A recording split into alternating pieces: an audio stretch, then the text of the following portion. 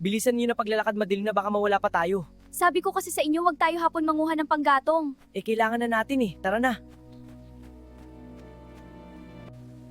Magagalit na si nanay sa atin. Wag na kayo panireklamo, bilisan na ninyo. Kuya, kanina pa ata tayo dumaan dito? Naalala ba ninyo yung sinabi ni Lola pag tayo nawala sa kakahuyan? Yung sa damit po ba yun, kuya? Anong sa damit, ate? Natatakot na ako. Hinto, baliktarin ko lang damit ko. Kuya, wag kang lumayo. Madilim na hawak ka sa akin. Ate, ang daming nakatingin sa atin, ramdam ko. Ayun, bahay natin! Si Mama nasa labas, bilisan ninyo pa pagtakbo! Mama, mama, mama, mama!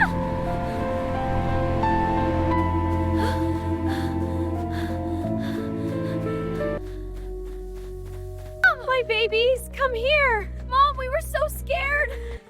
Matotoo po pala yung sinabi ni Lola na pag nawala kami sa kahuyan, anuhin lang po namin damit namin.